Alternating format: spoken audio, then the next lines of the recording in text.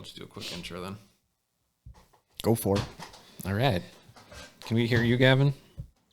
I don't know. Can you hear me? Yeah, that's good. Am I good? You're always good, Scott. Right? You do I talk want to loud. just make sure. I'm just checking for you quick. Yeah, you're good. All right. I'm quite soft-spoken here. You are. Yes, you are. That's okay. You could put my kid to sleep. We can always turn You your... probably put my dog to volume sleep. up. That's why he likes you so much. Probably. Okay. All right, we're going to get this thing started. All right. Welcome back to another Outdoor Realm podcast.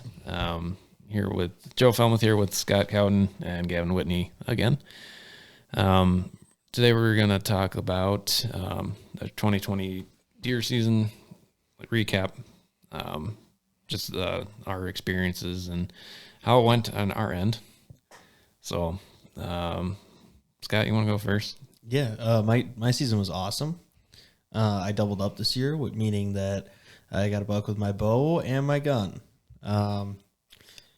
It was still rough, like every year. I feel like every year is kind of rough.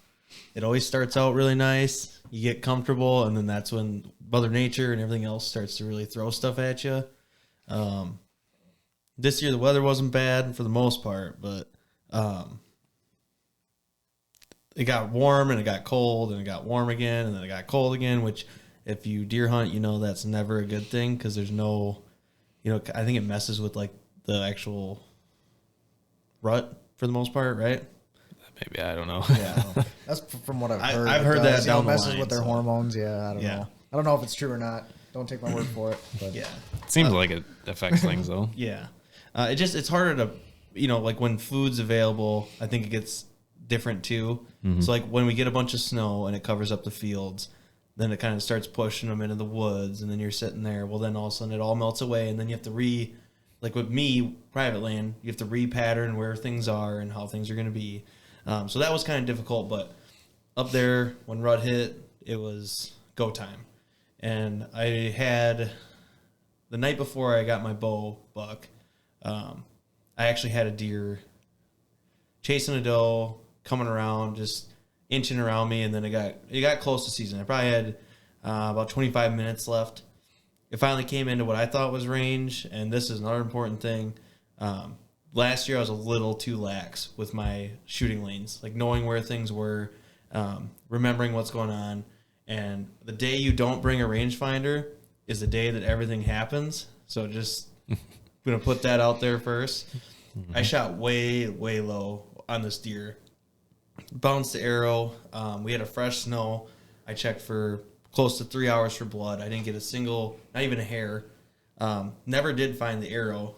And I'm pretty sure that deer was in the neighbor's field the next night because I was asking around, did anybody see anything limping or anything else? Nobody saw anything. So that was kind of rough. The next morning, I wasn't going to go out. And I said I was just going to sleep in. I was going to check again, all this stuff. And I got talking with my stepmom, and, I stay at their house when I hunt up there. And she's like, well, you should go out again. I'm like, well, I'll just wait till daylight. I'm going to go check that again. She's like, you're out there for 3 hours last night. Just go out. It's not, you're just kicking yourself. And so I did. I went to a different part of the farm, and lo and behold, I had another doe come through and panting. And she was trying to bed down in front of me. Like, it was the wildest thing. I've never had that happen. I've had him like out of breath, but it was like trying to lay down, and I looked past the brush, and my buck from this year was right there, and come walking out. I had probably, like I said, I thought I was having a 30-yard shot the night before, and it turned into being like 50-something. And this day it was 20 yards broadside, right in front of my stand. Perfect, right in the wheelhouse.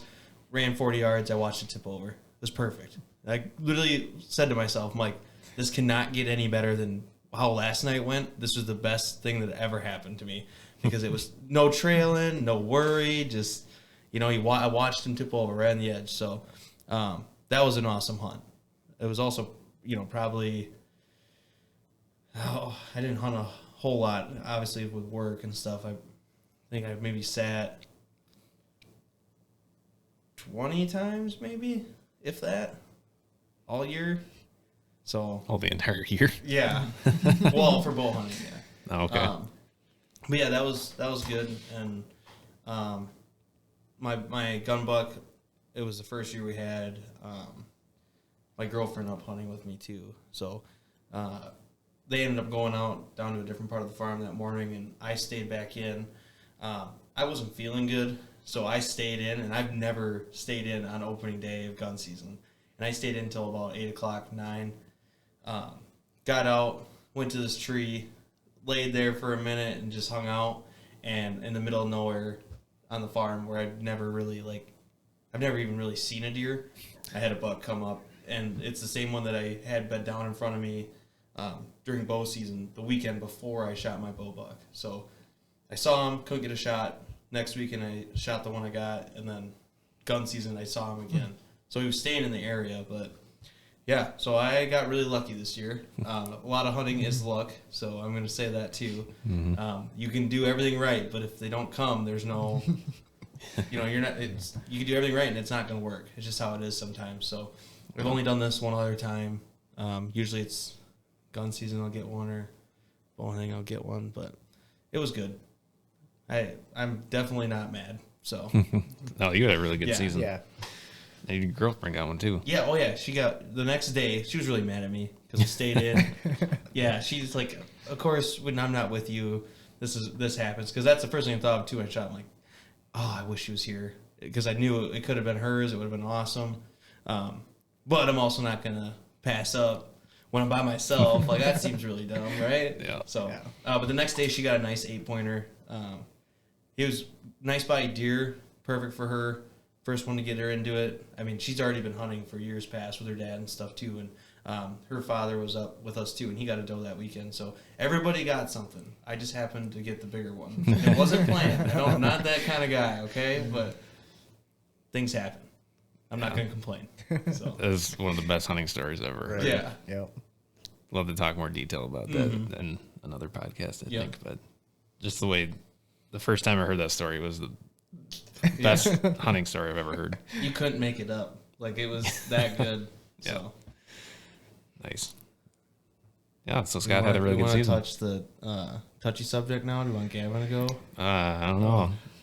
Should we I save you for suppose. last? I don't know. It's up to you. Go ahead. All right. Just get it over with. All right. So my season was up and down all year. Didn't sit as much as I wanted to.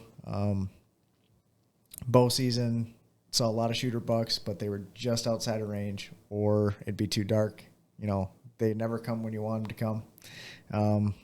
I hunt private land, but it's super pressured private land. It's basically like hunting public. People in and out all day long, vehicles driving around the whole place. So the deer are very, very skittish. So yeah, bow season I didn't get anything. I did pass up one small buck and a couple doe, which of course hindsight's 2020. Should have took a shot on one of them, but then gun season came along, and hunted before work one morning. Had a doe come out 150 yards. Ended up shooting her. Thought I made a good shot. I watched her run about 100 yards. She had a broken front shoulder. I could tell she was bleeding. She was hurt. It was a vital hit.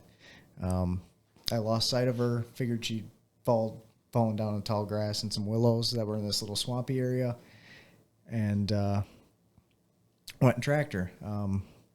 Couldn't find blood right away. Once I did find blood, I tracked her for the whole time till I lost sight of her.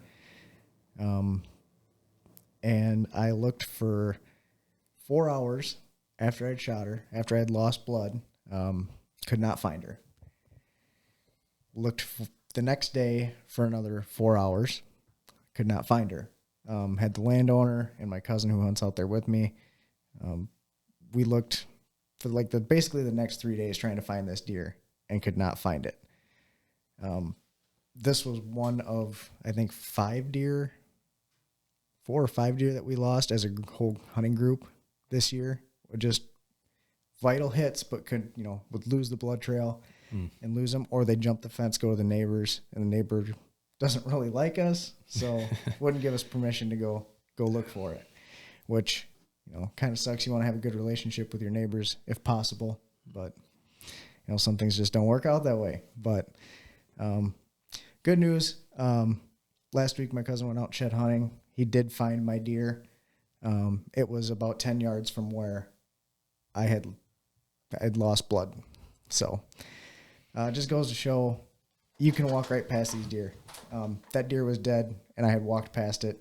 Tall grass, willows. I mean, I would have had to step on her to find her, but at least I know she's not out there suffering. Mm-hmm. So. Yeah, you got that closure now. Right. Yeah. Yep. And that, as a hunter, that's one of the worst feelings ever is not knowing if that animal is dead or not, because you don't want it to suffer, So I don't think we get enough credit for that. no. We're the bloodthirsty ones, but in reality, Right. I mean, Yeah, we all try to make ethical kills. Oh, yeah, we don't want to injure anything. I mean, and No. deer are just crazy too. I mean, the weirdest things happen like that. It's just you could have a perfect shot and you still don't know. Right. And that's why, I mean, when I was growing up, it was always, if you don't see them go down, don't get excited. Right. Because you don't know yet. Just sit and wait. And that's part of the thing. I mean, there's a lot of conservation that goes with this, but there's also a lot of heartbreak and things like that. But man, it's tough. I get it. Yeah. Yeah. The adrenaline's rushing. You got all these different emotions. Like you're excited, but you're also like, kind of sad that you just took an animal's life. Yeah. But, That's what I like about hunting too, is like you have to not second guess yourself that you did the right thing, or and even that night when I missed on that one, I shot the one the next day and I'm still thinking like, oh God, did I, and you can go back as much as you want, but at some point you got to call it quits. Right. There's only so much you can do. Yeah, and especially you with going to work, like there is other responsibilities you have too, and you can go out later, but you can't be late to work. So it's just how it is. That's how life is. So yeah, it's not gonna go perfect every time. We don't got all day. No. We're not professionals. No, we don't do this for a living. And I love to. we could, the other though. thing too is like our access to like if you go down south, like you can get tracking dogs really quick, but up here, I mean, so you're waiting 4 hours for a dog to come, and then you're paying an insane amount of money. Right. So I don't know. It's just those ones are tough. You just try to do everything you can. Yep. Yep. That's all you can do. Yeah. So I finished my season with 0 deer on the board, with a gun at least. I've hit 3 this year with my truck. So I don't know if that counts, but that thing's a magnet. That thing is a legit magnet. yes. That's terrible. That's what an hour drive to work every day does to you. So Yeah. At least you don't have to worry about that anymore. Nope, not anymore. So Yeah. Crazy. You got more deer than Scott and I combined, I think, with your truck. I had 2. Two, and I had one. 2. yeah. So we're tied. Yeah. I'll probably jinx myself and I'll hit Insurance number company 4 just this loves week. you. Yeah. It's funny, but it's not funny. All right, Joe. Well, round of applause for Joe, quick. Thank you. So Scott had a great season. Gavin did not. Nope. And I'm right in the middle, I think. Although it's probably my best season ever. Yeah. Honestly. Bow hunting anyway.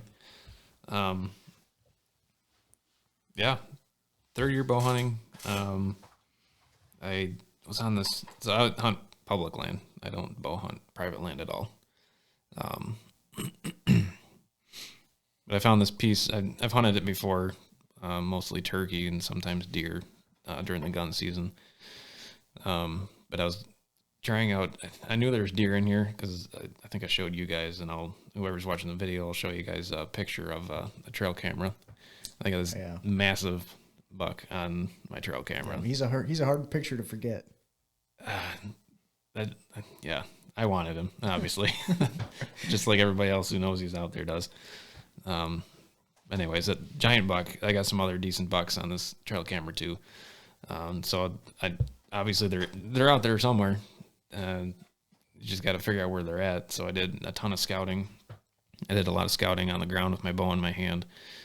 And I ended up finding, I was actually looking at a map. I used a scouting map on my phone. An a map app. That's what I'm trying to say here. Can't talk. So I found this like little corner that was kind of a mixture of hardwoods and like a bowl type thing. And it was kind of surrounded by pines. It was pretty close to the road though. So I thought maybe that may be a spot that's overlooked. So I walked in there with my bow in my hand, kind of scouting around, and sure enough, there was a ton of deer sign like in that area.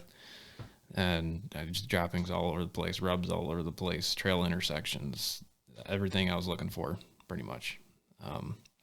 No human sign anywhere that I could find. So I figured that's probably where they're going to be at. I need to set up somewhere around in that area. It was pretty thick, though. I went back the next day. No, it wasn't the next day. It was the next weekend. Next weekend, I went back in there. I stand on my back. I was ready for a hang and hunt and all that. So I tried going into the thick area, but when you're in there in the dark, you can't really see anything. And I don't like on public or on private land, you can have your stands like preset up and stuff like that. When you're hunting public, you can't really leave your stand up, or somebody's gonna walk off with it. Right. Yeah. There's a lot of ones I could have took. Yeah. So. Yeah. You really shouldn't do that. I don't do it because I don't trust people. Yeah. Unfortunately, but so I ended up having to back out of there a little bit, and I found one sort of straight tree because they were all like at an angle. It was actually super annoying trying to find one in the dark. Another reason I'm looking at tree saddle hunting, and we'll talk about that later, but in another podcast. So I found one tree that was sort of straight. Finally got my stand up. It's still like 30 minutes before dark, and I got this doe walking in. So that's a good sign right off the bat. You got deer moving in to this area that I believe is a bedding area, and I believe there's deer that'd like to congregate in that area and all. And then I heard a bunch of grunting going on off to my right in the thick stuff. So things are starting to piece together here. And it was one of those moments where you're like, this is awesome. It's working. Something's going right for once after hunted for 2 full seasons without ever letting an arrow fly. But so anyways, he ends up walking right past me in the dark at like 20 yards, and the rack on him looked absolutely massive. Yeah,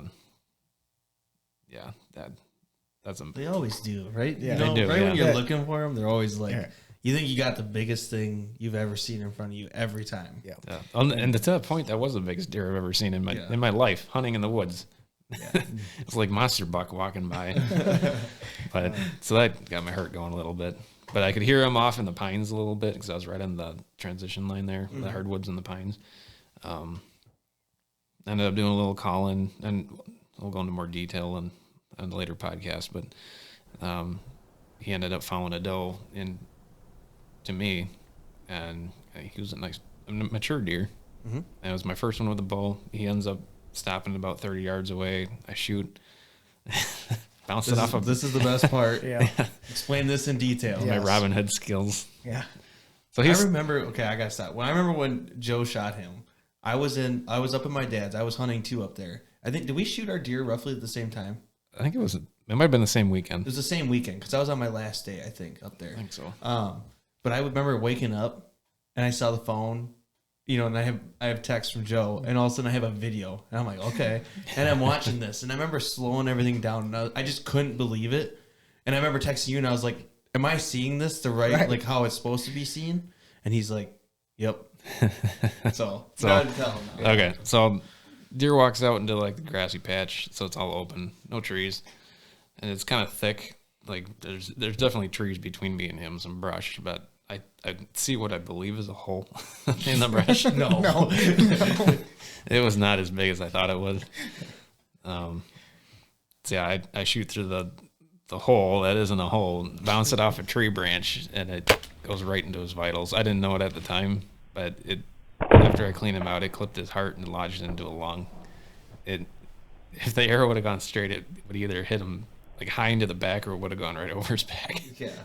So I'm not super proud of that, but I'm glad it worked out the way it did. That's just it. It's luck. There's a little bit of luck when you hunt, Yep. when you're doing anything outdoors. Like it's weird. Nature works its way out on its own. Like you can do as much as you want to control it, but you can't. You can do as much as you can, but it won't be enough. It'll just be what it's going to be every time. Yeah, I'd like to claim that as skill, but Yeah. it definitely was not. Yeah. But if I remember right, too, he was kind of getting, like, he wanted to go after that doe. Yep. He's kind of getting, I think he saw you, or he was getting Well, kind of buggy, too. Yes. Because he jumped the string. Yeah, He was did. looking at me when I drew back, because I was like, well, it's now or never. Yeah. And see, the difference between yours and mine is mine had no recollection that I was even there. Yeah. And this is also public land too. Yeah. So these deer know where the people are at. Right. And they they're going smell to be. the sign and the scent of humans. And Yep. so They tend to be pretty skittish on public land. Well, kind of like your private land Right. that you were talking about, Yeah. Gavin. And especially having a deer who's at full alert, staring at you. Yeah. He knows you're there. well, I mean, that's just the difference know. because, like, you have all the pressure. I have almost no pressure. So I'm getting everything at the regular way they want to do their business. Just their natural. And I remember, I actually hunted muzzleloader season 2. I was trying to get a doe or something, a doe or, I didn't have a buck tag, doe. But I was going and I bought a tag for kind of where Gavin's from, like same county. And it was all public. And this was my first taste of everything. And I remember I would walk, it was like a bike trail. And I would walk off this trail and it'd be 20 yards. And I had a bunch of deer just get up. I mean, they were like 100 yards in front of me, but just that alone was enough to just send them going. So like after that happened, I thought about Joe and like, I feel like any other deer would have like, as soon as they looked at you in a tree, they would have just took off, especially in like those places. I don't know how populated or like how heavily hunted you thought it was, but This buck was in big time rut too, and there was a doe Yeah. there, so he wasn't they do going get real anywhere. dumb for that. Yeah. I think that had a lot to do with it. Yep. Because he was looking at me. I was wearing the ghillie top anyway, the leafy suit looking thing. Yep. And he was looking at me the whole time I drew back, and I was It's like, why is this bush moving up there? Yeah. Why is there a bush in that tree? he, It's the only tree with leaves. True, it was. I was amazed they didn't do anything, but I think that has a lot to do with their behavior during the rut. Yeah. They go blind to a lot of different things. Yep. I mean, that's why people hit them with cars all the time, too, because they just don't, they're not conscious of roads or they're conscious of one thing. Yep. No. Yep. Yep. So that was my season. I didn't get anything gun season. I did go with my dad a couple times, and he got a couple shots off, but unfortunately it didn't work out this year. But So how do you guys, do you stay at your property during gun season, or what do you drive there every day? Or? Yeah, I drive there every morning. So You that's a usually little stay different for us, too, Usually then. stay all day. Pack a lunch, go to the truck for an hour or two, eat lunch, and then go back out, whether it's the same spot or a different spot, depending on deer activity, really. Okay. If a lot of things are moving, I'll probably stay in the stand all day long. Not a whole lot's moving. I might get up, try a different spot, depending on wind, what direction the wind's And coming how from. fast are they moving usually for you? Are they running? Are they calm? Does it just depend on the time of day? It kind of depends. And the does are really smart around there. They'll come out. They'll look right up in the trees. They know where all the stands are because we hardly ever move Residents. the stands. Yeah. So when we do move a stand, it's pretty noticeable because we usually don't. It usually gets overhunted. yeah, that makes sense. People think it's a good spot, so then everybody wants to sit in it. And then they push all the deer to the way back part of the farm, and they get pushed onto the neighbors, and then you don't see them. Yeah. So, Yeah, every spot's a good spot until it isn't anymore. yes. And you usually, this year you hunted like a family member's land for a day or two? I Yep. think? So for the last 6 years or however long I've been married, 6 or 7, can't remember now. That's not Is good. that long? Is it bad that you don't know? Probably. She doesn't watch this. Yeah, she will. It's okay. Gonna have to make that up to her somehow. I will. Roses, maybe? Maybe. I'll figure it out. Sorry, what was the question again? It was about, so you hunted like a private Public, chunk, right? The private land, yep. So my wife has, You my guys- wife's grandma has private land. Okay. Like I think it's like 20 acres or something like that. It's not huge, but it's enough. It's like on a ridge, and there's like, it's like a valley, and they own one side of the ridge, and it kind of makes like an L shape or a 90-degree angle type thing, and they like to bed like right on the points. So Which it's is a lot of what I see as well. Yeah. Because that type of terrain's what my terrain is Yep. as well. Yeah. With Actually- ridge lines and bottoms. I think it's kind of the same area, isn't it? Yep. It's all in the same area. So where do you stay then? So- did you guys drive up this year? So we hunt up there for opening weekend of gun season. That's kind of my wife's family's tradition. So I used to go with my father-in-law and my brother-in-laws all the time. Recently, it's just been me and my brother-in-law and his cousin, and it's usually just the three of us whenever I can get off of work anyway. But we traditionally stay in a hotel nearby, so we'll go up the Friday night before gun season starts, and we'll just hang out, play pool, go sit in the hot tub for a while, and just kind of enjoy the evening together. Before waking up early the next morning and getting out there. That is a lot less rowdy than mine is. Yeah, I can't imagine mine Scott. too. Yeah. It's not rowdy at all. It's actually pretty relaxing. I enjoy it a lot. Well, that's kind of the whole part of it, deer camp in general is having a good time, Yep. being with friends and family and Deer meeting new camps- people. I've always So, said, like, bow hunting is like my peace time, and like gun season is like my family. Let's get into it. Like, Yeah. like I gun season. I would not care if I never shot one again, as long as I could still bow hunt. Right. But it's all about like I'm all about everybody else Yeah. and like being there and having that social factor. Mm-hmm. And this is probably for a different podcast, but I mean that's the contrast I see too with like waterfowl hunting to like deer hunting. And since I've gotten into that, there's a lot less room to talk in deer hunting as there is in like waterfowl and all that. So Yeah. I stay in a cabin, so I have a cabin on the property, and it's Like family owned? nothing but a propane stove. Yeah, yep. The cabin was built around the time my dad got back from the army, so well before I was there. The Amish built it. I want to say it was like 89-ish. It was 1989 is when it was built. As of now, there's holes in the walls. We have to recite it. Everything else is good. It started out as a wood stove. When I got into it, it was a propane like a propane stove.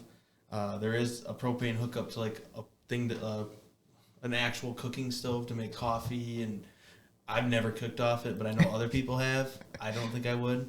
So yeah, usually for us, we get up there, like this year I got up there Thursday, and I spent the whole day cleaning out the random nuts that are shoved in the walls from the squirrels that get in, and then like mouse poop. And we used to have mattresses, but that turned into a bad idea with the mice and everything else. So we put the blow ups up there, and there's a loft, and then like a kitchen table and a nice porch, and it's right off a big point on our property, so we call it the Sand Hill, and then down the whole Sand Hill is where the creek is. So it's a pretty cool place, but it usually gets pretty wild there too, because there's nothing in there but a radio and whatever you bring to drink and eat. So you can imagine where that goes, and all you have is each other and a pack of cards. So oh boy, yeah, but it's a good time, And I'm not gonna say that contributed to me being late this year, but it might have, just a little bit. I did feel like crap, but it wasn't just because of that. So but that's how our family runs it too. It's just you're there to have fun. It's one time a year. My dad's a busy guy. My grandpa's a busy guy. He runs the farm, and like me, I mean, with working all the time now too. Like that's our little piece of heaven to get out and get together and actually, do family stuff. I guess it's kind of harder now that I'm so busy. So yeah. Yeah. It'll always be there though. Yeah. Oh yeah. Yeah. It's such a good time. Yeah, it's just awesome because it's like, I don't know if people that don't hunt just think of it as just killing animals and stuff, because and that's part of it obviously, but a lot of it is just the camaraderie of being with family and it's tradition. Yeah, I've met a lot of good people that, I mean, my aunt and uncle from Iowa sometimes come up and their kids, and I mean, hunting with them was always fun. And one year we doubled up on does. Like it's cool, like there, as well as our neighbors one time had people come from, I think, like Wyoming, the big elk hunters over there, but they came here to deer hunt on our neighbor's property, and then they ended up actually hunting with us as well. This was before I bow hunted, but it's cool because then you hear all these different stories about like big cats and elk and right. Deer hunting in general in the state of Wisconsin brings a lot of people together. Yeah. It did so a lot more when we still had like stations. The registration stations, yep. But that could be a good, great podcast. Yes, definitely. So, unfortunately, I didn't have much experience with that. But. Yeah. We'll just say you missed out. We'll inform you on it, because green tags. Yes. I want the green tags back. Yep. So. Yeah. And those that have hunted long enough, they know. Yeah. So. Yeah. Other than that, okay, let's do this. What's if you had to rate your year, I can already tell where yours is going to be. But if you had to rate the year as a whole for deer hunting, where would you put it at? 1 to 10. Are we talking bow and gun Yeah, here? just the whole year. Whole year. Yep. Even though, I didn't, wasn't able to put a tag on a deer this year, I would still rate it a 5 or a 6. Mhm. I had a good year. Able to pattern a lot of big bucks, see a lot of big bucks, more than we have normally. Gotten a lot of close encounters. So it's just all stuff we're going to take and apply to this coming fall. Mhm. So, And you have a better crop too, because nobody's really shot anything too big No, this year out of your no. place too, from what you told me. nope. So- And that's one thing we like to do is we try to do deer management. So Yeah. we try to shoot, 4.5 or older, year-older deer. This is one thing we like to do. Mhm. The neighbors do it too. So just basically everybody in our little area does deer management. Yeah. So, QDM used to be really big back in Yeah. like the 90s. That's when like it got away from like party hunting more. Yeah. Like where everybody was just shooting anything that came by. Hmm. And then and we do that too. We do anything we try to keep it outside the ears as our rule. yep, that's So just about it's ours, usually too. about a 2.5 to 3-year-old deer or more. Right. It's usually what it is. So. Yeah, you private land hunters. Yeah. Yeah. And I get it. Yeah. I'm not saying like you can't shoot little deer because No, I'm just Right. getting a hard if time. you shoot your first deer, Yeah. and mine was a nub, so I have So no was room mine. to talk. Me neither. Yeah. Nothing wrong with that though. No. What about yours, Joe? I'm a little more critical on myself, but I'm going to say it was probably an 8 out of 10.